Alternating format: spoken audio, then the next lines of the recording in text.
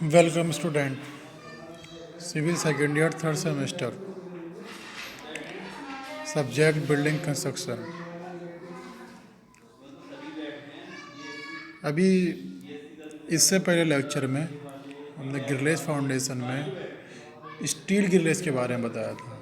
अब यह टॉपिक हमारा है नेक्स्ट गिरलेस फाउंडेशन का ही है, तो जिसमें हमें टिम्बर गिरलेस क्या होती है।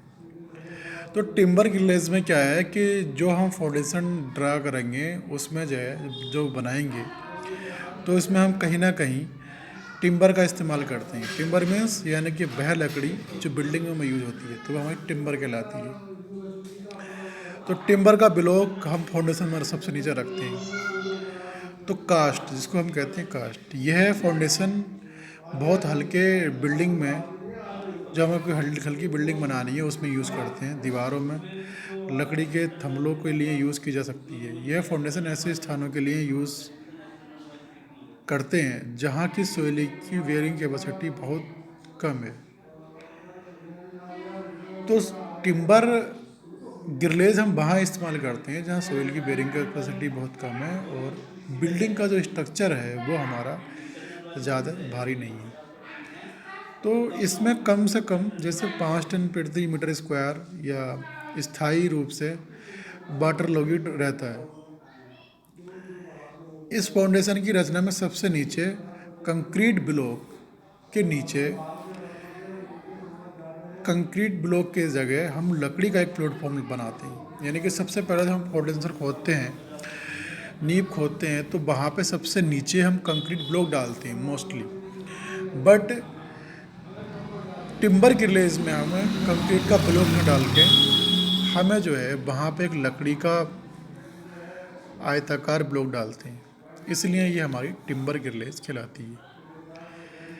इस प्लेटफॉर्म में 8 से 10 सेंटीमीटर मोटाई के तख्ते 2 परतों में लगाए जाते हैं और एक लेयर दीवार की दिशा के अनुरूप और दूसरी दीवार के परपेंडिकुलर दिशा में खसकों के आधार से दोनों साइडों में 45 से 60 सेंटीमीटर बाहर निकलती लगाई जाती है। यानी कि जो हमारी जो प्लेटफॉर्म दिया हमने टिम्बर का, तो जो फाउंडेशन शुरू करते हैं तो वो 45 से लेकर 60 सेंटीमीटर तक का हम एरिया साइडों में छोड़ देते हैं। तख्तों की मोटाई 5 से 8 सेंटीमीटर और ऊपरी लेयर में तख्तों की मोटाई भार और स्थल परिस्थिति के अनुसार 8 से 10 सेंटीमीटर होती है। दोनों परतों में तख्तों के बीच आयताकार खंड के कास्ट बीम डाले जाते हैं, जिनके बीच का अंतराल 40 सेंटीमीटर से अधिक नहीं होना चाहिए। एक दीवार के लिए टिम्बर ग्लेस फाउंडेशन की व्यवस्था हमने इस फिगर में शो की है। तो अगर हमें एक सिंगल दीवार बनानी है तो हमने सबसे पहले एक आयताकार ब्लॉक लिया और उसके साइडों में हमने क्या करा कि 45-60 सेंटीमीटर का हमने स्पेस दिया और तख्ते जो है हमारे 8-10 सेंटीमीटर मोटे हो सकते हैं। डिज़ाइन ऑफ गिरलेस फाउंडेशन, जब हमें गिरलेस फाउंडेशन डिज़ाइन करनी होती है तो उसका एक पूरा एक सिस्टम है कि बन टायर वाली गिरलेस दिखाई दी। गिरलेस बीम में उत्पन्न बंकन आघूर्ण और शियर फोर्स ज्ञात करने के लिए आवश्यक सूत्र निम्न प्रकार है। माना डब्ल्यू एक क्या है, बीम पर आने वाला लोड है, और एल क्या है, बीम की लंबाई सेंटीमीटर में, और स्मॉल एल क्या है, बेस प्लेट की लंबाई सेंटीमीटर में। तो स्मॉल एल बेस प्लेट है, कैपिटल एल क्या है, वो बीम की लंबाई है, और डब्ल्यू क्या है, लोड है। तो इस तरह के फिगर में दिखा रखा है कि जो हमारे पास डब्ल्यू है वो नीचे की ओर डायरेक्शन में लोड लगाएगा और जो बेस है वो ऊपर की ओर लोड लगाएगा।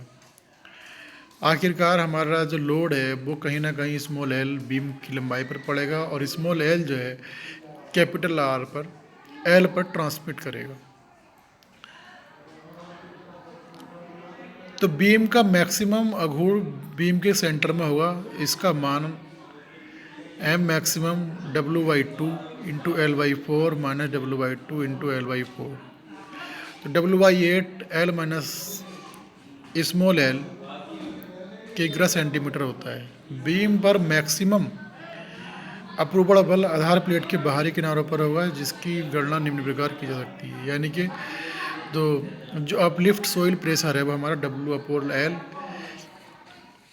kg सेंटीमीटर में होगा।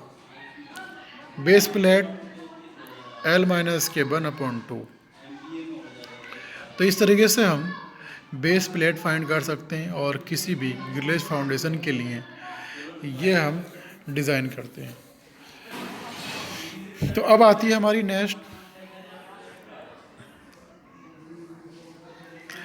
नेक्स्ट आती है हमारा पेड़ीदार फाउंडेशन, यानी कि स्टेपिड और बेंचेड फाउंडेशन यानी कि पेड़ीदार फाउंडेशन। तो पेड़ीदार फाउंडेशन क्या होती हैं इनको समझना है। ये फाउंडेशन पहाड़ी स्थानों पर, ढालू स्थानों पर बनाई जाती हैं। ये पूरी फाउंडेशन की खुदाई समान तल तक नहीं की जाती, बल्कि जो खुदाई होती है वो ज़मीन तल के अनुरूप स्टेप के रूप में की जाती है। क्योंकि जब हमारा पहाड़ी एरिया पर कोई फाउंडेशन डिज़ाइन करते हैं तो वहाँ पर कोई भी समतल एरिया नहीं होता है, तो हम उस पहाड़ी के हिसाब से ही फाउंडेशन स्टेप बाय स्टेप खोदते हैं और उसके हिसाब से ही हम अपनी जो बोल है वो बनाते हैं। जिस स्लोप भूमि पर स्ट्रक्चर बनाना हो तो उस सरफेस पर अलग अलग बिंदुओं के लेवल लॉन्गिट्यूडिनल सेक्शन बनाकर बेस कंक्रीट डालना बहुत आसान रहता है। क्योंकि हमें कहीं भरनी है, कहीं ऊंची जगह है, कोई नीची जगह है, तो ऊंची जगह से नीची जगह हम ले आकर डाल सकते हैं। कंक्रीट का निचला तल भूमि तल से कम 80 सेंटीमीटर गहराई पर बनाया जाता है। कंक्रीट की सरफेस, ऊपरी सरफेस तथा कुर्सी लेवल के बीच इतना अंतर होना चाहिए कि उसमें चिनाई के जो कोर्स है सम संख्या में आ सकें। कंक्रीट की फाउंडेशन की कंक्रीट स्लैबों के बीच का ओवरलैप बेस कंक्रीट की मोटाई के बराबर या स्टेप के रूप में ऊंचाई के दुगने के बराबर होना चाहिए। प्लिंथ लेबर के ऊपर सामान्य ढंग से भवन की अधिरचना बनाई जा सकती है। इस फाउंडेशन में कंक्रीट ब्लॉकों की स्टेप से बनाई जाती है, इसलिए ना पेड़ीदार कहते हैं। तो जब हम प्लिंथ लेवल हमारा है वो समतल होना चाहिए और प्लिंथ लेवल से पहले हमें अपनी फाउंडेशन को स्टेप बाय स्टेप बनाकर और जो भी ढालू पहाड़ी है उसमें फिलिंग करके, कटिंग करके ग्राउंड लेवल से प्लिंथ लेवल पर हमें एक समतल एरिया हमें आना चाहिए। समतल एरिया के बाद हम कोई भी निर्माण कर सकते हैं। तो जो भी हमारे पहाड़ी एरियाज़ होते हैं वहाँ पर हमें स्टेपिड बेंसिड फाउंडेशन ही बनाते हैं, क्योंकि वहाँ पर कोई भी एरिया समतल नहीं होता है। तो पेड़ीदार नींव में हमें इतना याद करना है कि पेड़ीदार नींव जो होती है वो मोस्टली पहाड़ी एरिया में बनाई जाती हैं। और इसके आगे आता है राफ्ट फाउंडेशन या बेड़दार फाउंडेशन। राफ्ट फाउंडेशन मैंने पहले बताया कि राफ्ट फाउंडेशन जहाँ सोइल की वेयरिंग कैपेसिटी कम होती है वह हम राफ्ट फाउंडेशन बनाते हैं। राफ्ट फाउंडेशन निम्न परिस्थितियों में बनाई जाती है। नंबर 1, फाउंडेशन का जो एरिया है वो फीलिंग वाल मिट्टी में है, फीलिंग में है या सोइल की वेयरिंग कैपेसिटी कम है। यानी कि हम राफ्ट फाउंडेशन वहाँ बनाते हैं या तो हमें मालूम हो कि वहाँ की जो सोइल है वो उसकी क्षमता बहुत कम है, या फिर ऐसा एरिया है कि जहाँ पर हमने अभी भराव करा है, तो उन एरिया पर हमें चाहिए कि हम राफ्ट फाउंडेशन बनाएं। या फिर कोई दलदली एरिया है तो दलदली एरिया पे भी हम राफ्ट फाउंडेशन बनाते हैं। या फिर किसी स्ट्रक्चर का इतना लोड है कि वो काफ़ी मल्टी स्टोरी बिल्डिंग है या बहुत हैवी बिल्डिंग है, तो हम वहाँ पर भी राफ्ट फाउंडेशन बनाते हैं। तो राफ्ट फाउंडेशन हालांकि सेलो फाउंडेशन में आती है। तो इसमें क्या है कि हम ए- कुछ कंडीशनों में ही राफ्ट फाउंडेशन डिजाइन करते हैं। जैसा बताया कि अगर हमारे स्ट्रक्चर का लोड बहुत ज़्यादा है तो राफ्ट बनाएंगे, या कोई एरिया ऐसा है, मिट्टी ऐसी जो दलदली समझते हैं, दलदली यानी कि जो कहीं आदमी नीचे की ओर बैठा चला जाता है, तो दलदली एरिया में, या फिर वहाँ के जहाँ पर सोइल की बेयरिंग कैपेसिटी कम है, या फिर वहाँ जहाँ पर हमने अभी नया नया उस एरिया को ऊंचा करने के लिए भराव डाला है, तो वहाँ हम राफ्ट फाउंडेशन डिजाइन करते हैं। तो ऐसे एरियो पे हमें राफ्ट फाउंडेशन बनानी चाहिए।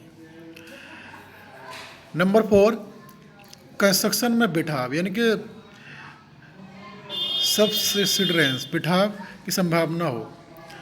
अगर हमने कोई निर्माण कर दिया, हो सकता है वो बैठ जाए, तो यही जगह पर हम राफ्ट बनाते हैं। माइनिंग एरियाज, ऐसे क्षेत्र में जहाँ भूमिगत वाटर लेवल की अनिश्चितता हो, बिठाव की संभावना काफ़ी अधिक रहती है। इन परिस्थितियों में राफ्ट फाउंडेशन अक्सर सबसे उपयुक्त और मितव्ययी सिद्ध होती है। राफ्ट फाउंडेशन कंक्रीट संरचना के नीचे सबसे उपयुक्त गहराई पर पूरे क्षेत्र में फर्श की भांति एक मोटी सीमेंट कंक्रीट की आधार स्लेब डाली जाती है।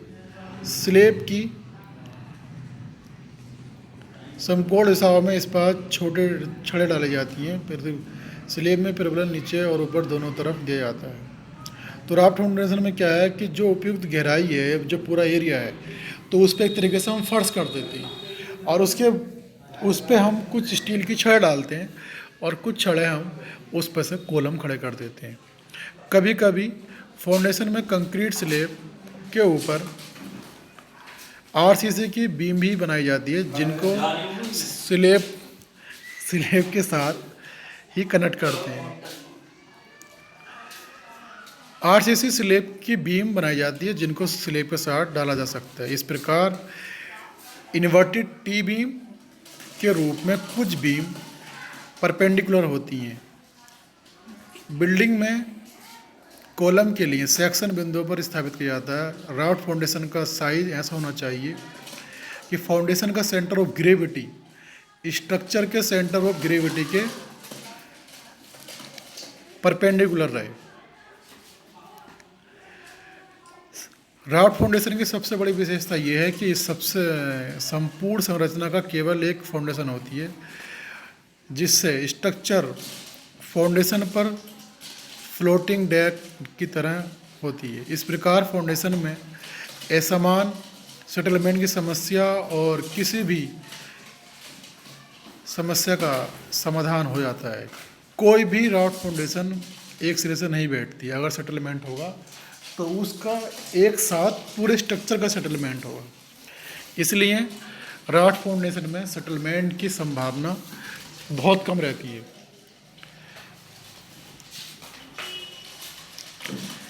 ये नीचे ऐसे स्थानों के लिए विशेष रूप से उपयुक्त है जहाँ सोइल के बिठाव की संभावना हो।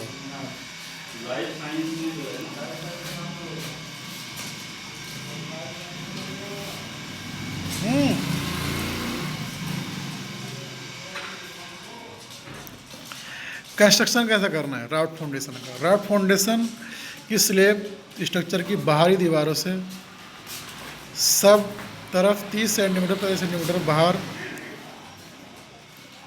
प्रोजेक्टेड अर्थात बाहर को निकली हुई बनाई जाती है। सबसे पहले माप में गहराई का गड्ढा खोद दिया जाता है। अब फाउंडेशन को अच्छी तरीके से कुटाई करके समतल कर लिया जाता है और 30 सेंटीमीटर मोटी बेस कंक्रीट डाली जाती है और बेस कंक्रीट पर आरसीसी की स्लेब डाली जाती है और फाउंडेशन में बीम भी डाले जाते हैं। उनकी कंक्रीट में स्लेब की कंक्रीट राफ्ट फाउंडेशन की पर्याप्त गहराई के लिए के बाद उसका निर्माण किया जाता है। तो यह एक राफ्ट फाउंडेशन का फिगर हमने दिखाया है। तो राफ्ट फाउंडेशन क्या है कि इसका एक प्लान है। तो पूरा एरिया, जिस एरिया पे हमें कंस्ट्रक्शन करना है, तो पूरे एरिया पर हम क्या है एक स्लेब डालते हैं, 30 सेंटीमीटर की आरसी स्लेब डाल देते हैं और वहाँ पर कुछ जगहों पर हम कुछ कॉलम खड़े कर देते हैं। ये हमारा इसका टॉप व्यू है और जो सेक्शन है इसका जो क्रॉस सेक्शन व्यू। तो इसमें कॉलम खड़े करते हैं। तो ये हमारी raft foundation raft foundation basically बहुत मजबूत फाउंडेशन होती है और इसका निर्माण जो खर्चा है वो काफ़ी कॉस्टली होता है।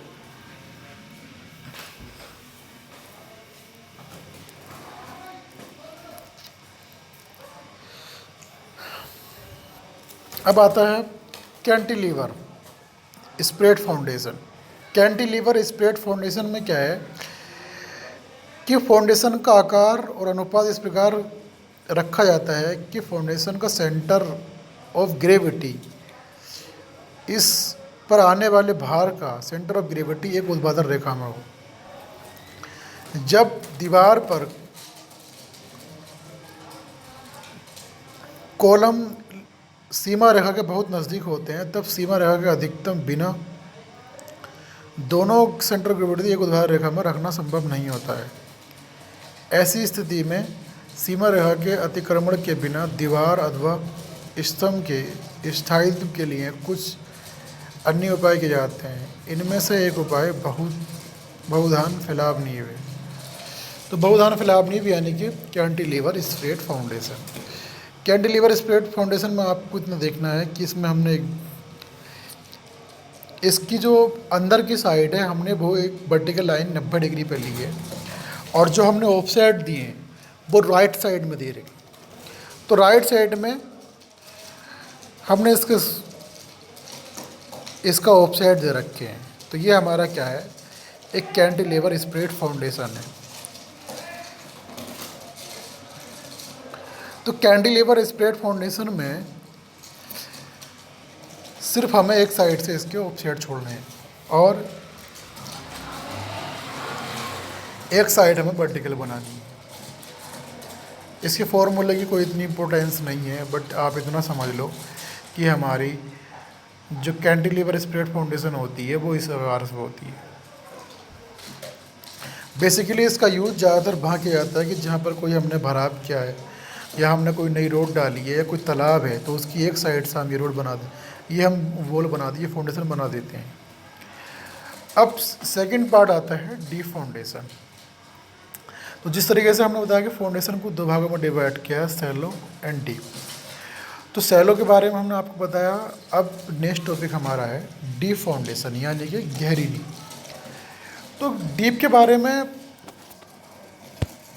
इतना हमको आना चाहिए कि डीप फाउंडेशन जो होती है उसकी गहराई ज़्यादा होती है और चौड़ाई कम होती है। जैसे कि पहले हमने बताया है कि फाउंडेशन जिनकी गहराई उनकी चौड़ाई से अधिक होती है वो हमारी डीप फाउंडेशन कहलाती है। भारी कंस्ट्रक्शन कार्यों में जो हमारी उथली नींव होती हैं वो काम नहीं चलता है क्योंकि इनकी भार जो सैनिक क्षमता कम होती है। भारी निर्माण कार्यों के लिए गहरी नींवें अधिक उपयुक्त रहती हैं। गहरी फाउंडेशन के अधिकतम निर्माण में हाई टेक्नोलॉजी यूज़ की आवश्यकता होती है और इस पर खर्चा ज़्यादा आता है। तो डीप फाउंडेशन में क्या है कि जब हमें किसी भारी बिल्डिंग का निर्माण करना है और तो वहाँ पर डीप फाउंडेशन बनाते हैं। सैलो फाउंडेशन वहाँ पर यूजेबल नहीं है। डीप फाउंडेशन काफ़ी गहरी होती है और ये अधिक लोड को बेयर करने के लिए बनाई जाती है।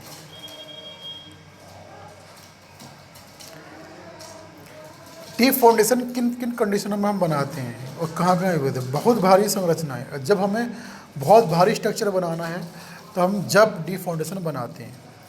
भारी संरचना जैसे कि बहुत ऊंची ऊंची इमारतें और बहुत अधिक क्षेत्रफल की आवश्यकता होती है तो वहाँ पर उथली नींव के लिए स्थान नहीं होता है। ऐसी परिस्थितियों में गहरी नींव बनाते हैं। कमज़ोर सोइल, जहाँ की सोइल बहुत ज़्यादा लूज़ है, कमज़ोर है, तो वहाँ पर हम ऐसी सोइल जिनमें वियरिंग कैपेसिटी बहुत कम होती है और फाउंडेशन बेस के लिए अधिक क्षेत्रफल की आवश्यकता होती है तो उन जगहों पर क्या करते हैं, हम पाइल फाउंडेशन बनाते हैं। क्योंकि हमें एरिया ज़्यादा चाहिए बट एरिया भी ज़्यादा नहीं है, सोइल की बियरिंग कैपेसिटी बहुत कम है, तो हमें डीप फाउंडेशन खोद देते हैं। काली कपासी सोइल, यानी कि जब हमारी ब्लैक कॉटन होती है, अगर इस टाइप की कोई मिट्टी अगर हमारी है तो वहाँ पे भी हम डीप फाउंडेशन बनाते हैं। जलीय भराव वाले स्थानों में, ऐसे स्थान जहाँ पर पानी भर जाता है, जैसे पुल हैं, बियर है, बैराज, बांध आदि, तो कई बार अधिक पानी आने पर कटाव हो जाता है, तो यही जगह पर भी हम गहरी नींव बनाते हैं। गहरी नींवों के अंतर्गत भी आने वाली कुछ प्रमुख नींव हैं। इसके अंदर भी हमारी एक होती है पाइल फाउंडेशन, यानी कि अगर बात करें डीप फाउंडेशन में, तो डीप फाउंडेशन के भी कई सारे भाग हैं, तो हम यहाँ पर पाइल फाउंडेशन बनाते हैं। Pile foundation. नंबर 2, केसन फाउंडेशन। केसन फाउंडेशन को पूरे निम्न कई वर्गों में बांटा गया है। एक होता है बॉक्स केसन, पेन्यूमेटिक केसन और ओपन केसन, यानी कि बेल फाउंडेशन। कूप नींव जिसको कहते हैं, कूप नींव, बॉक्स केसन और बाइविकेशन। तो बिल्डिंग स्ट्रक्चर में सामान्यतः गहरी नींव के रूप में पाइल फाउंडेशन का ही यूज़ किया जाता है। और केसन जो फाउंडेशन हमारी है, केसन फाउंडेशन सामान्यतः पुल अन्य जलीय संरचनाओं के लिए यूज़ की जाती है। केसन फाउंडेशन जो है, पाइल फाउंडेशन हम वहाँ यूज़ करते हैं कि जैसे हमारे बहुत गहराई पे जाना है, और केसन फाउंडेशन हम ज़्यादातर पुलों के लिए जो हमारे पिलर लगे हुए होते हैं, तो वह हम क्या करते हैं, केसन फाउंडेशन बनाते हैं। अब बात आती है पाइल फाउंडेशन की। पाइल फाउंडेशन की अगर बात करें तो पाइल फाउंडेशन निम्न परिस्थितियों में यूज़ की जाती है। जब निर्माण स्थल की सोइल बहुत कमज़ोर, पाइल हम कहाँ इस्तेमाल करते हैं, जब जहाँ पर हमें कोई बिल्डिंग बनानी है वहाँ की सोइल बहुत कमज़ोर है, तो वहाँ पाइल बनाएंगे। और अंडरग्राउंड के नीचे उपयुक्त गहराई में कोई सख्त चट्टान उपलब्ध न हो। अगर हम बहुत ज़्यादा गहराई तक पहुँच गए मगर सख्त सोइल नहीं मिल रही है, तब भी हम वहाँ पाइल फाउंडेशन बनाते हैं। बिल्डिंग स्ट्रक्चर का भार बहुत अधिक हो, जैसे बहुत मल्टी स्टोरी बिल्डिंग बना रहे हैं, तब वहाँ पाइल फाउंडेशन बनाते हैं। सोइल की गतिशीलता की संभावना हो, जैसे काली कपासी मिट्टी है, और निर्माण स्थल की भूमि दलदली हो, तो वहाँ हम पाइल बनाते हैं। तो पाइल फाउंडेशन, जितनी भी हम बड़ी बड़ी इमारतें हैं तो वहाँ पाइल फाउंडेशन बनाते हैं। और दिल्ली में कनॉट प्लेस में जितनी भी बहुमंजिली इमारतें बनी हैं, बस सब पाइल फाउंडेशन पर बेस्ड है। अगर आप दिल्ली गए हो तो आपने कनॉट प्लेस देखा है, तो आपने देखा होगा कि वहाँ बहुत ऊंची ऊंची इमारतें हैं, तो वो सब काहे की बनी हुई हैं, वो उसकी जो फाउंडेशन है वो पाइल फाउंडेशन है। दिल्ली कनॉट प्लेस सामान्यतः बहुत डिफ़िकल्ट साइट कंडीशन में पाइल फाउंडेशन ही एकमात्र विकल्प रहता है। इसके लिए पाइल फाउंडेशन की उपयोगिता स्पष्ट है। पाइल फाउंडेशन में जो मटेरियल यूज़ करते हैं वो हमारे होते हैं भूमि में उपयुक्त गहराई तक गाड़े जाते हैं। कई पाइलों के शीर्ष को मिलाकर एक पाइल कैप बनाई जाती है। जो पाइल फाउंडेशन में हम जो मटेरियल इस्तेमाल करते हैं, तो वो एक बहुत ज़्यादा लट्ठे के रूप में होते हैं और भूमि में उपयुक्त गहराई तक गाड़े जाते हैं। कई पाइल्सों के शीर्ष को मिलाकर एक पाइल कैप लगाई जाती है, और पाइल कैप के ऊपर हम एक कॉलम खड़ा कर देते हैं। स्ट्रक्चर में कॉलम इस कैप पर आधारित होता है कि इस प्रकार कॉलम का भार पाइल के मध्य से नीचे की ओर भूमि को ट्रांसमिट करता है। तो पाइल फाउंडेशन के लिए क्या है कि बहुत सारे हम पाइल लगाते हैं, और पाइल कैप लगाने के बाद फिर हम कॉलम खड़ा कर देते हैं, ताकि उस कॉलम का लोड पाइल कैप पर आए, और पाइल कैप से क्या है सारे पाइलों पर वो लोड ट्रांसमिट हो जाए। तो क्लासिफिकेशन ऑफ पाइल, अब हमें अगला जो पाइल्स के बारे में पढ़ना है पूरा, कि हमारी जो पाइल है वो किस किस प्रकार की है। तो पाइल की कार्यप्रणाली अथवा वहन की पद्धति के आधार पर वर्गीकरण, classification according to the working of functional of pile, किस तरह से वर्क करती है। एक हमारी bearing pile, friction pile, compaction pile, batter pile, anchor pile, sheet pile और फेडर पाइल। तो कई प्रकार की पाइलें हैं। अगले नेक्स्ट लेक्चर में पाइल के बारे में हम स्टडी करेंगे कि हमारी कौन कौन सी पाइल की क्या क्या वर्किंग फंक्शन है। तो पाइल फाउंडेशन जो है वो डीप फाउंडेशन का एक पार्ट है, और पाइल फाउंडेशन हम उन जगहों पर बनाते हैं जहाँ की सोइल की बेरिंग कैपेसिटी कम है, जहाँ एरिया बहुत कम है, तो वहाँ हम पाइल फाउंडेशन बनाते हैं, या बिल्डिंग का लोड बहुत ज़्यादा है। तो इसमें हम बहुत सारी पाइलों की आगे नेक्स्ट लेक्चर में स्टडी करेंगे। Thank you.